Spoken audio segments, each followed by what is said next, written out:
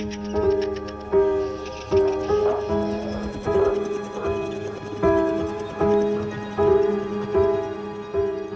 name's Francis Bruss. I'm the audio director here at Red Barrels.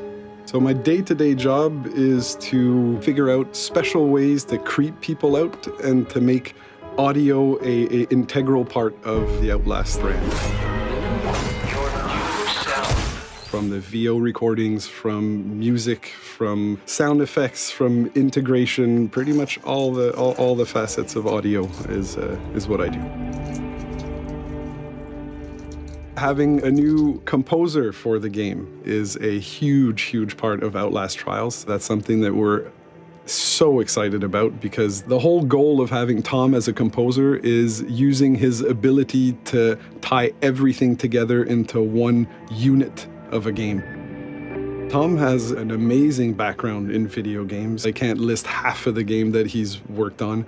He gives master classes to other composers. So for him, he was just incredibly motivated to be part of Outlast Party.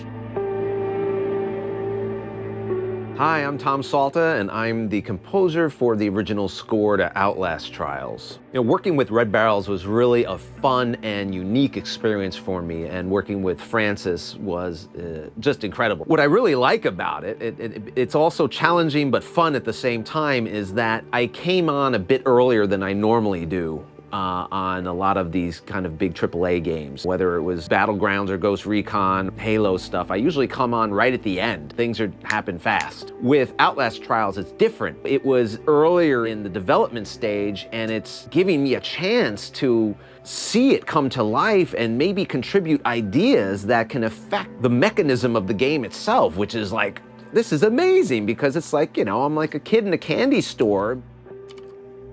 So for the theme of Outlast Trials, we obviously wanted this to be really super special. And me personally, given my love of this game and the music that I'm doing, I wanted it to check off a few things that I really didn't have much precedent for. I wanted something that was just purely scary to listen to.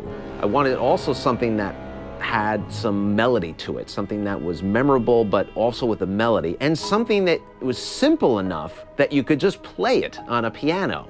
One of the first things that that came to mind, and I don't know where it came from, was that little phrase, that da ba da ba ba da ba.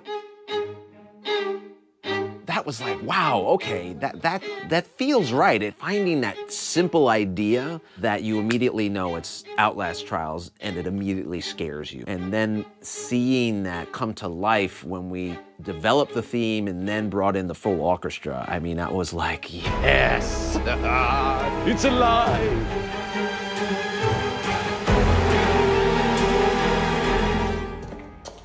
50% of the experience is audio driven.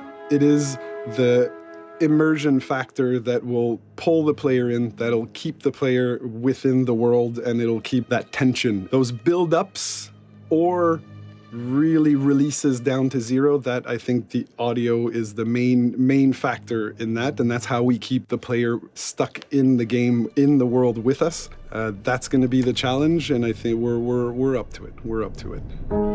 Another thing that is so much fun with creating the music for Outlast Trials is it just gives me the opportunity to get some props and try to come up with some textures and sounds that really are terrifying, but based on, 50s technology or toys or things like that. I went on eBay and I found this thing. I mean, an innocent plaything can be very terrifying. My kids get scared when I show this to them. I think they've seen too many horror movies, but what's scary about this? Woo, apparently a lot. Taking those things and using them to create scary sounds, textures, and music. I mean, come on. I'm getting paid for this?